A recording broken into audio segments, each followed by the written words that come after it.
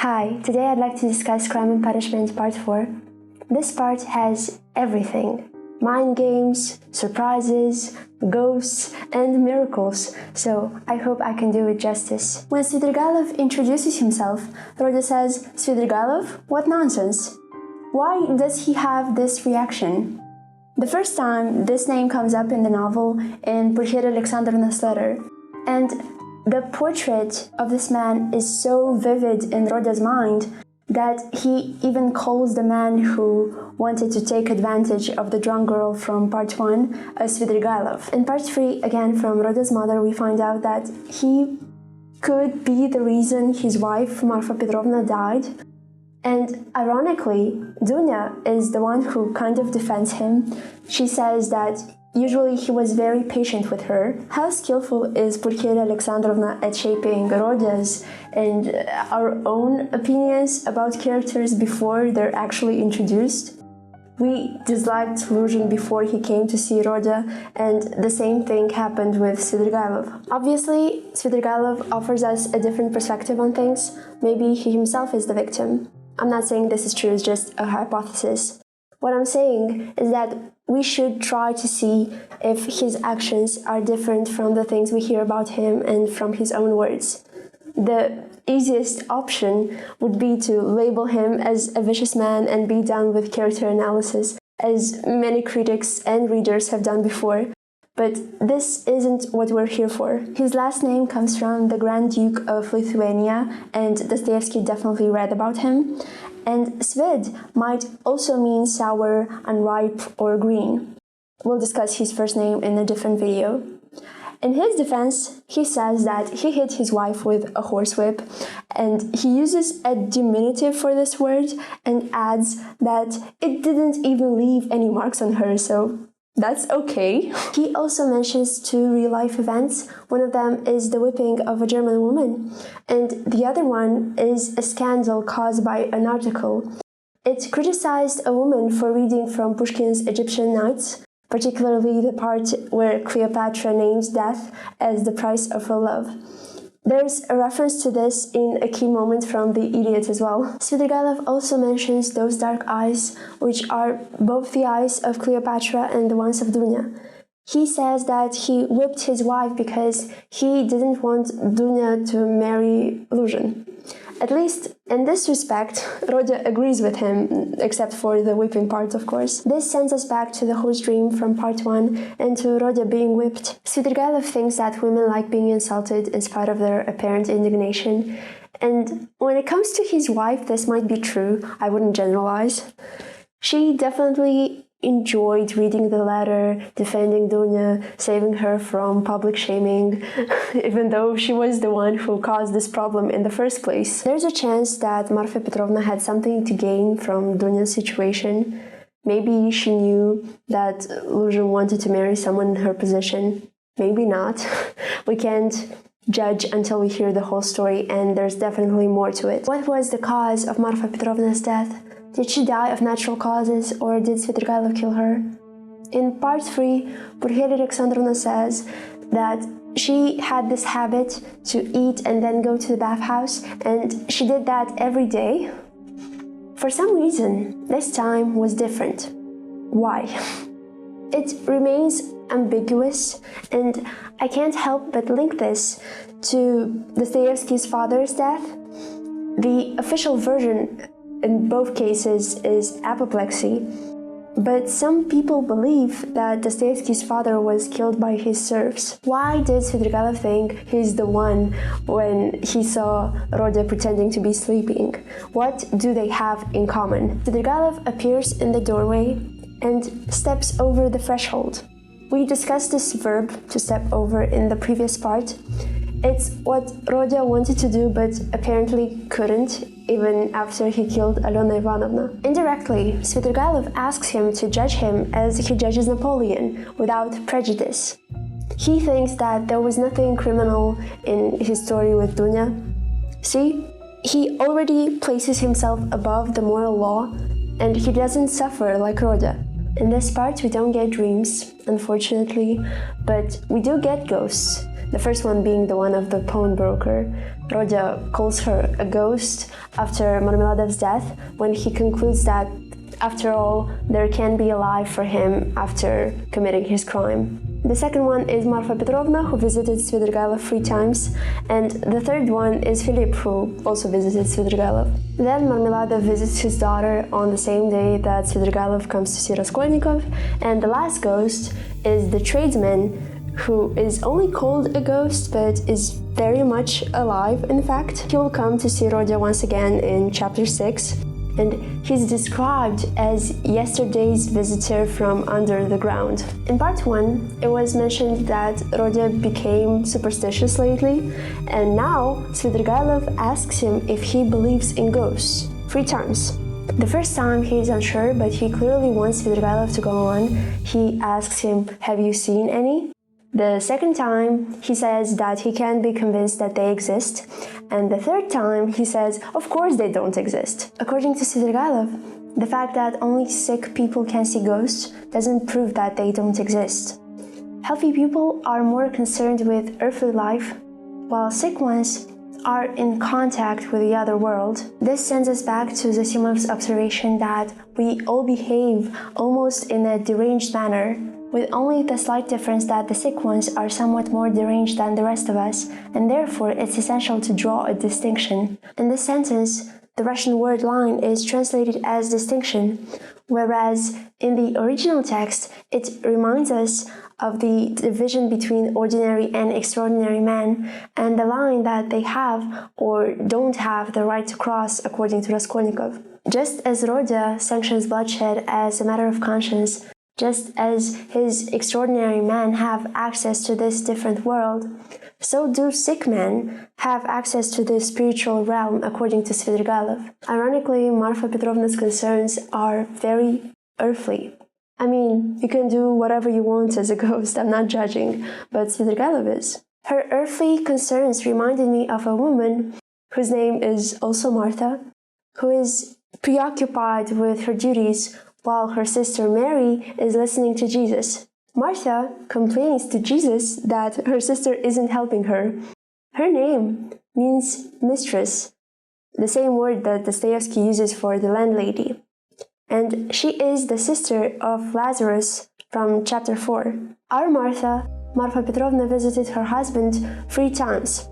The first one was right after her funeral.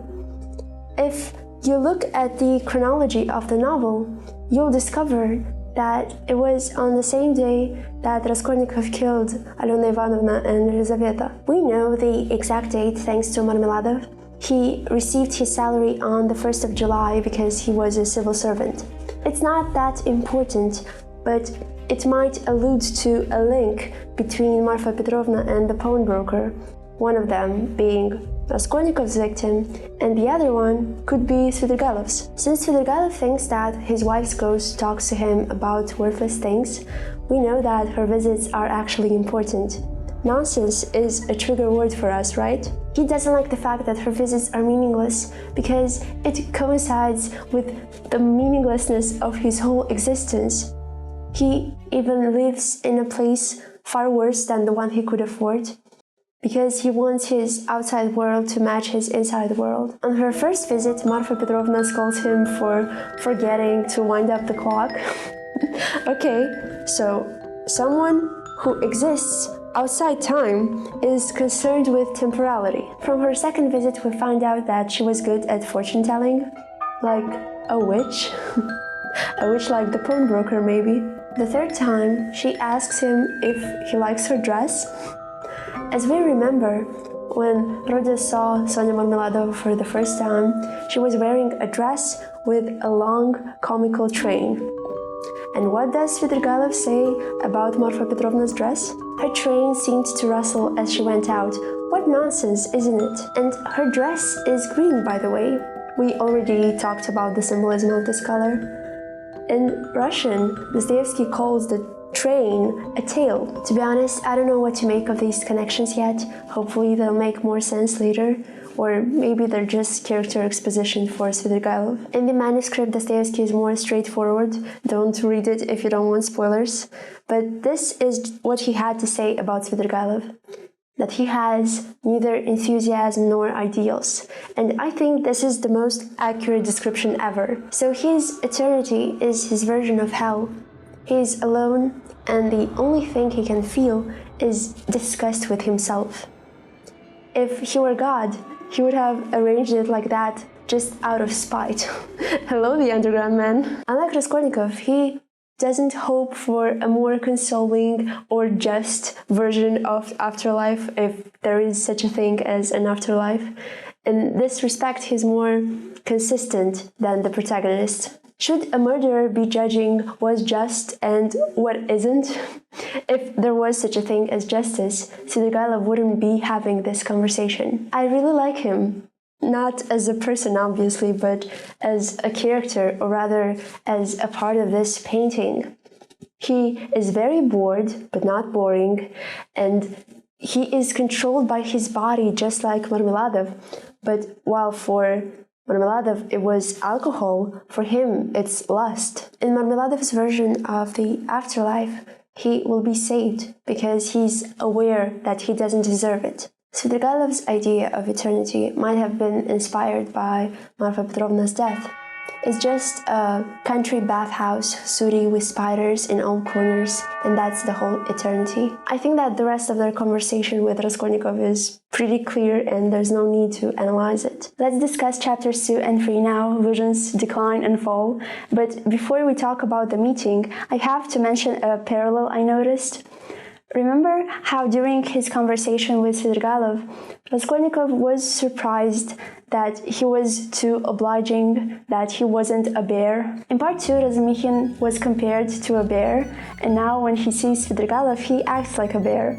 Roda tells him that they should protect Dunya from Svidrigailov, and he says, "Oh, we'll protect her. Where does he live?" Why the hell would he need his address if the only thing he cares about is Dunya's protection? He's so intense and adorable. In her letter, Pulcheria Alexandrovna wrote that although Luzhin isn't a well-educated man, he is clever and, it seems, kind.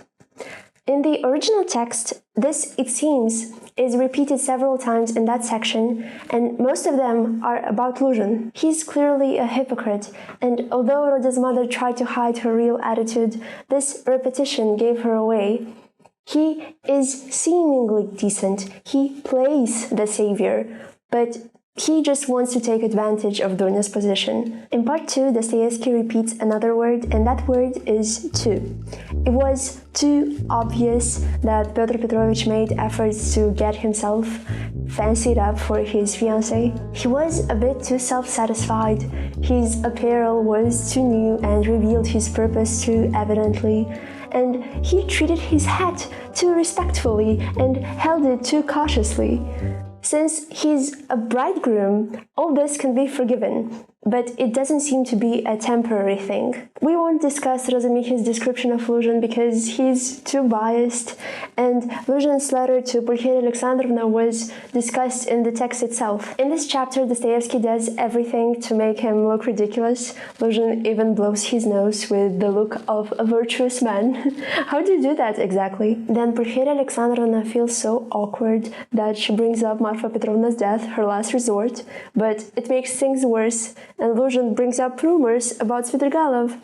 And the story about him and the girl is horrible, but at least we know that it comes from an unreliable source. Svidrigailov rents from a German woman who's also a moneylender, just like Alena Ivanovna, and her niece was deaf, and it reminded me that the neighbors, the Kapernaumovs, have a speech defect. I can't comment on this until we hear this story from a more credible source.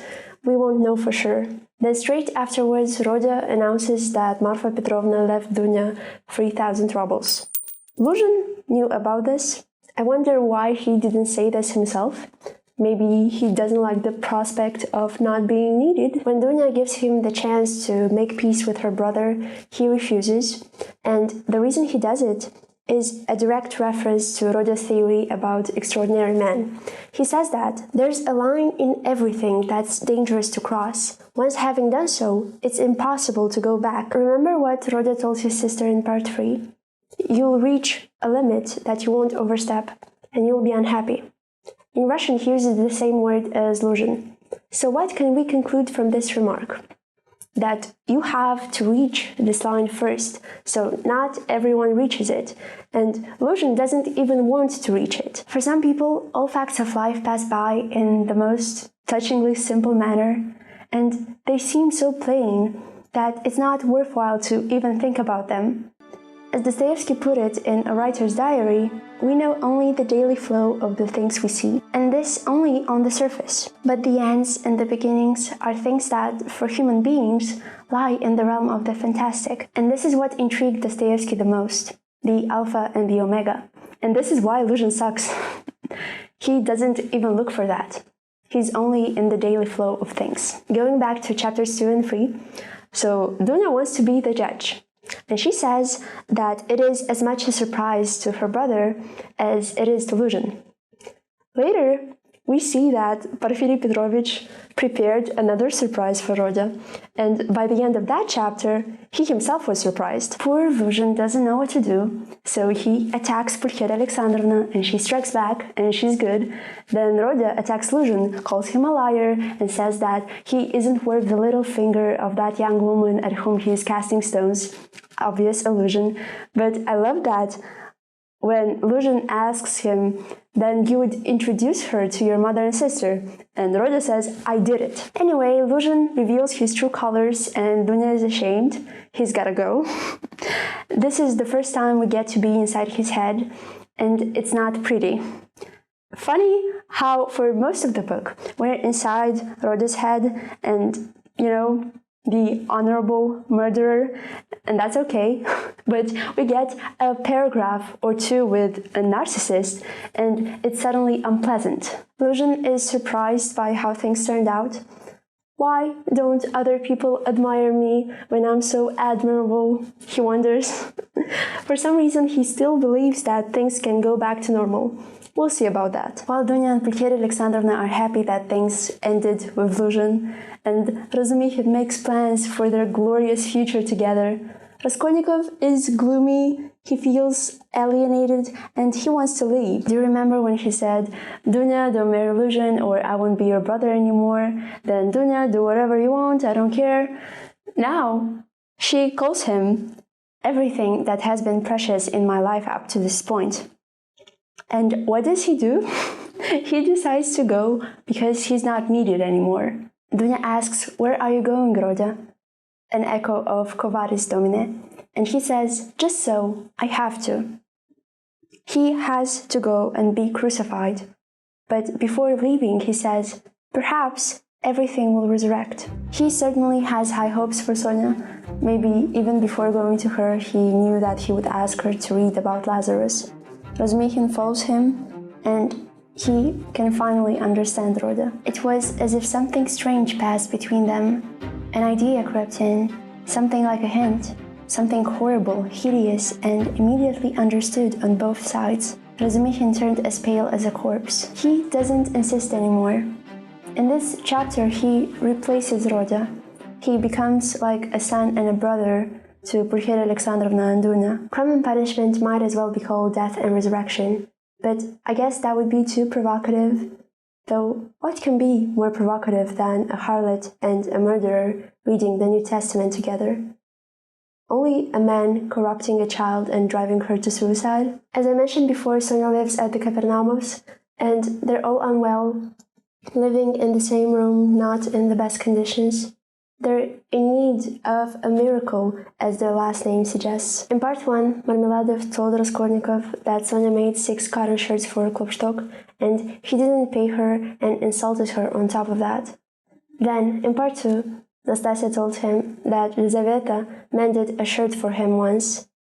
And in part 3, Svidrigailov told Sonia that Kapernaumov mended his vest.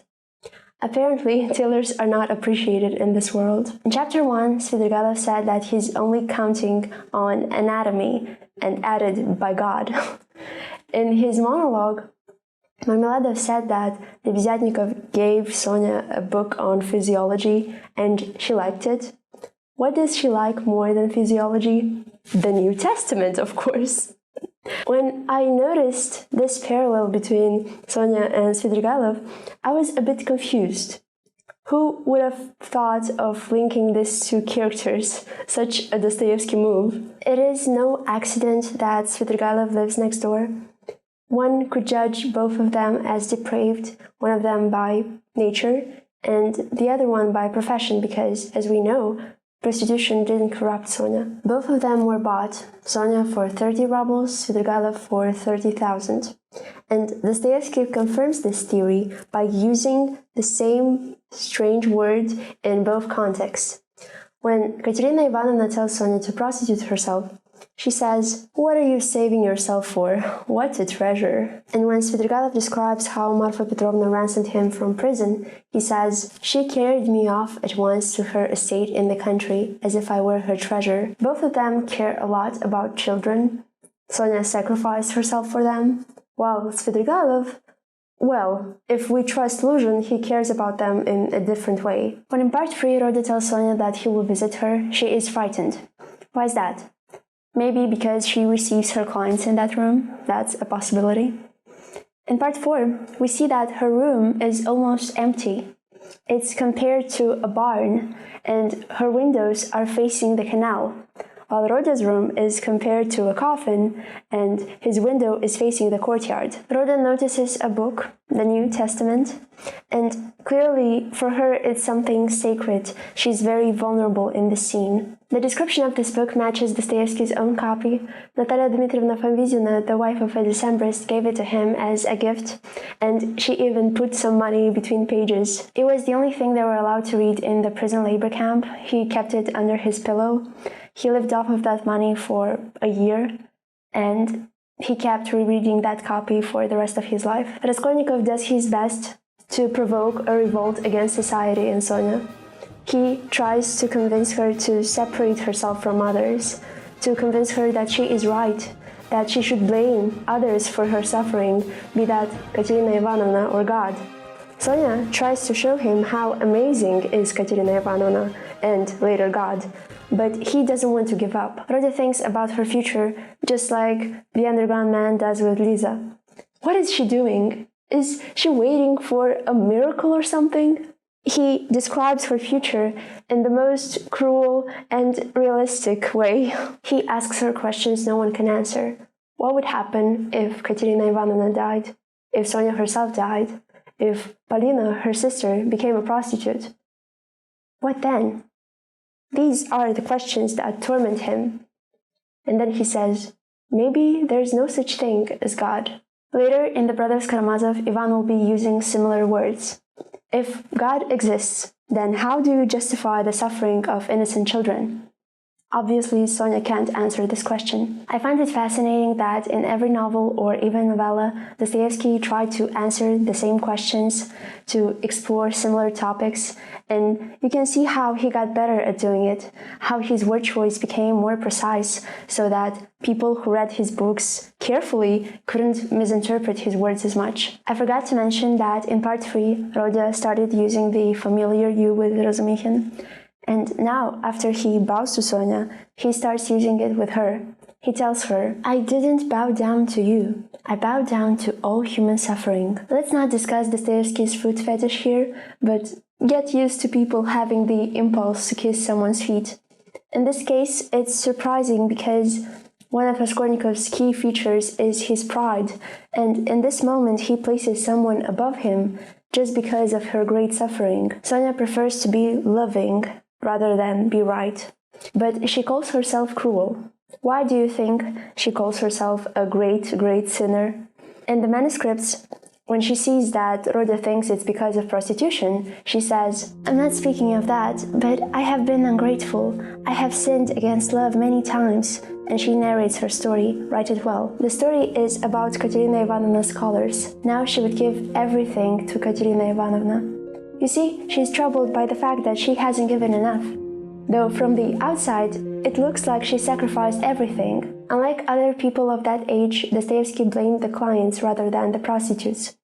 For him, the man who paid for this service was the real sinner, not the woman who sacrificed herself, who was forced into this position. We are quick to judge Katerina Ivanovna's request as selfish.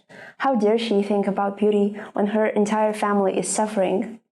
When he left them the money in part 1, Rodya was judging her and Marmeladov for exploiting Sonia. They shed a few tears and then they got used to it. Man's a scoundrel, he can get used to anything. And now he's judging Sonia for betraying herself in vain. Her sacrifice doesn't help anyone.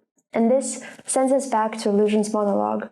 Does Rodya agree that tearing one's coat in half to share it with your neighbor is a bad idea? Have you noticed how in Crime and Punishment women have to suffer the consequences of the sins of men? Svidrigaïlov's lust resulted in Dunya being publicly shamed. She and her mother couldn't even go to church because of that. And Marmeladov's drunkenness resulted in Sonia becoming a prostitute. What kept her from killing herself? Probably her love for the family and her belief in miracles. If you think that this chapter was just a tangent, an irrelevant Bible quote, I'm sorry, but you weren't paying attention. The action takes place in St. Petersburg, the city of Peter. Peter means rock, and there are many characters with this name in the novel. We'll talk about them in the next video. Also, where did Raskolnikov hide his treasure? Under a rock. And where is Lazarus? In a cave covered by a rock. If you read Notes from Underground, you remember what the protagonist said about the laws of nature, that they're like stone walls. Just like Raskolnikov, he divides people into two categories, but for him it's the bulls and the mice. Obviously, he calls himself a mouse because for him, the world can't be limited by walls. He can't accept them as the end. In a way, Crime and Punishment is a response to this desire to see what's outside. It'll make more sense later. For Dostoevsky, this scene is the main focus of the novel. The murderer and the harlot strangely united for the reading of the eternal book. The words Dostoevsky uses for murderer and harlot in Russian rhyme, so it's even more beautiful. Throughout the novel, Rodya sees the boundaries and tries to step over them. And in part 4, chapter 4, Sonia reads from the 4th Gospel. She serves as a link between him and the text that Porfiry Petrovich brought to his attention. So in this case, the harlot becomes the priest, the mediator between Rodya and God. Great job, Dostoevsky. First a drunkard, then a harlot. The Russian messenger didn't want to publish this because they thought it was too nihilistic, because a fallen woman reading something from the Bible was too much. We see Sonia for the first time in the chapter about Marmeladov's death. She looks like a lost soul. She pauses at the threshold and is reluctant to cross it. In chapter 4, Rodya tells her that they're the same, that they both overstepped. In the previous part, he thought that although he killed the pawnbroker, he didn't actually overstep. Now he seems to be implying the opposite. And he asks her to read to him about a miracle, and she does it even though she knows that he doesn't believe in God. Or, to put it more accurately, doesn't trust God, wants God to be different. Basically, he wants to force something infinite to become finite. Why does he ask her to read about Lazarus? Besides the fact that Porfiry asked him if he believed in this miracle. Did you notice this pattern?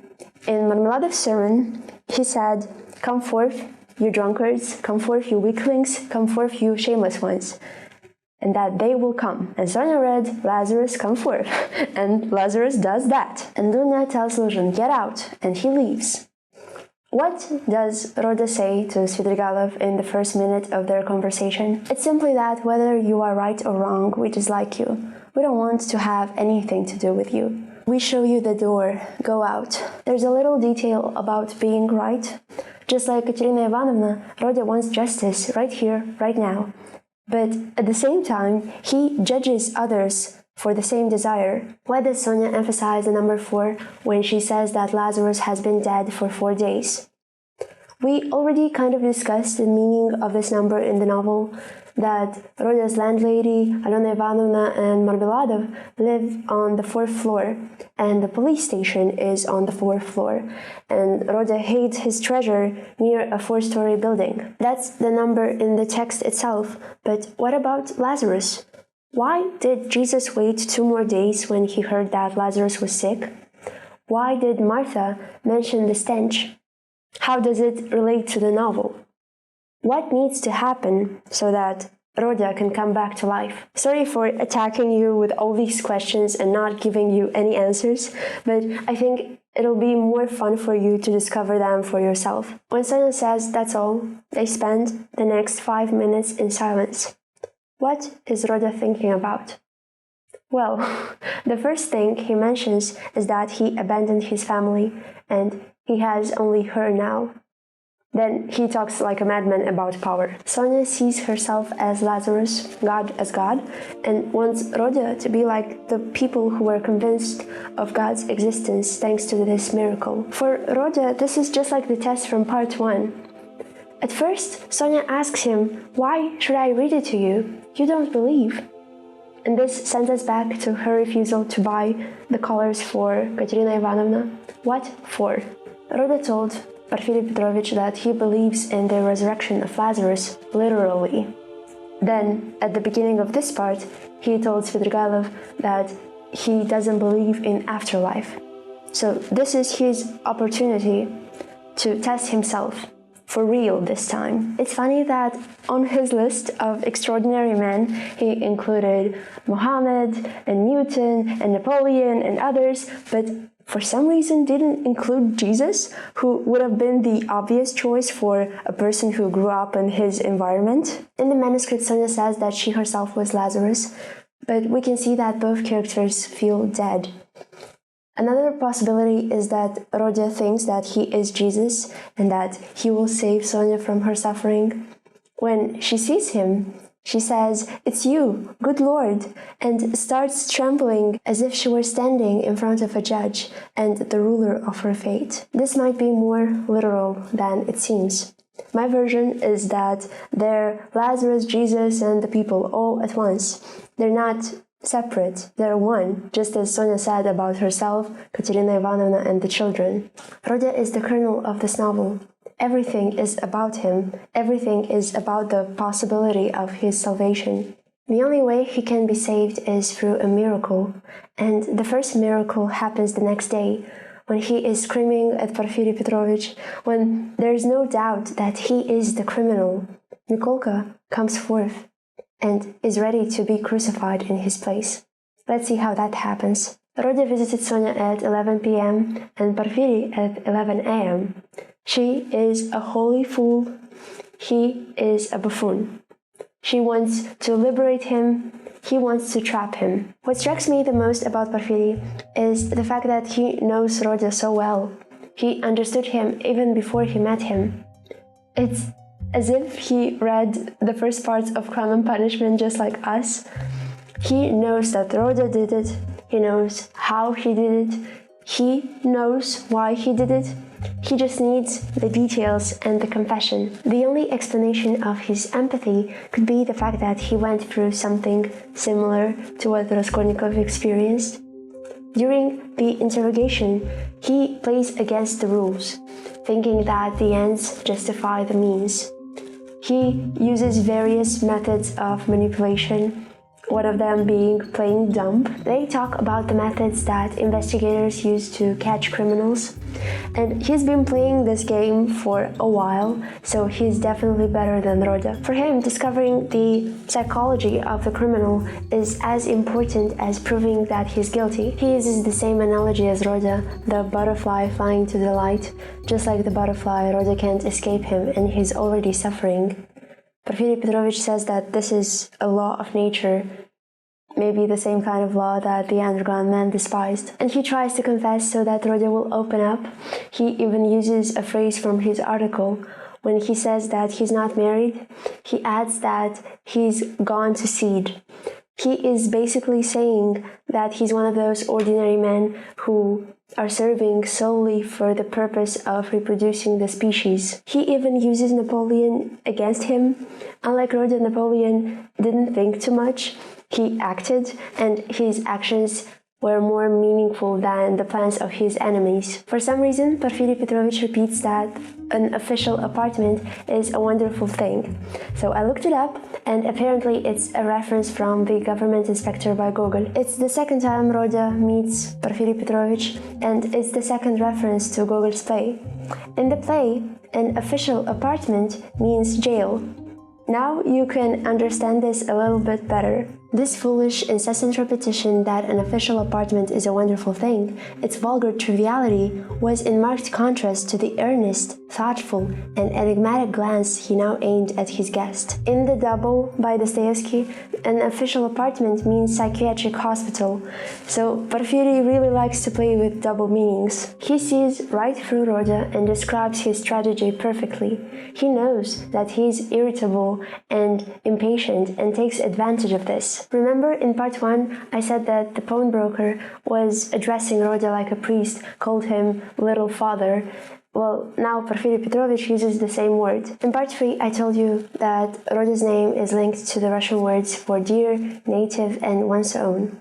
Words you would use to describe your mother tongue and your homeland. So this is what Porfiry Petrovich says when Rhoda starts screaming at him. Rodion Romanovich, my dear fellow, what's the matter with you? And this is a word-for-word translation, and it will sound awkward, but bear with me. Father, Rodion Romanovich, my dear kinsman, father, what's the matter with you? With Porfiry Petrovich, you never know if he's telling the truth. He says that if he suspected Rhoda, he would have conducted a search, he would have arrested him. He pretends to lay his cards on the table, and this is exactly like Svidrigayev's strategy when he talks to Rhoda about Dunya. But both of them have something else in mind. Porfiry tortures Rhoda even with his surprise. And this is the second time someone's eavesdropping on Rhoda's private conversation. While the first listener had a choice, the second one didn't. Later, Rhoda finds out that the tradesman was the surprise, that he told Porfiry Petrovich that Rhoda returned to the crime scene. Since he comes to apologize, we can assume that he doesn't suspect Rhoda anymore. While the other listener, Svidrigaylov, probably does. I wonder what he'll do with this information. Nikola's confession interrupted Porfiry's triumph. Not only does the investigator not have any hard evidence against Raskolnikov, now he has to take care of this poor unfortunate soul who came to him for forgiveness when there's nothing to forgive. Funny how he kind of predicted it when he said that there are people who confess to crimes they didn't commit. Notice how different is Nikolka's confession compared with Rhoda's at the Crystal Palace. The first one is fake but is supposed to be real, but Porfiry doesn't believe it. And the second one is real but is supposed to be fake, and Porfiry thinks that it's real. So in chapter 4, Sonia showed Rhoda that he can be saved even if his situation is beyond repair. And now Nikolka takes his burden just as Jesus wanted to take Peter's. Even if it's temporary, as Rhoda thinks, it's still better than continuing that conversation with Porfiry. On top of that, he offers Rhoda and Porfiry a shared experience. They're both trembling after this surprise. They're not so different after all, even if they have different ways of playing the game. There are probably a million details I missed in this part, so I'm really excited to read your comments. Thanks for watching. Bye!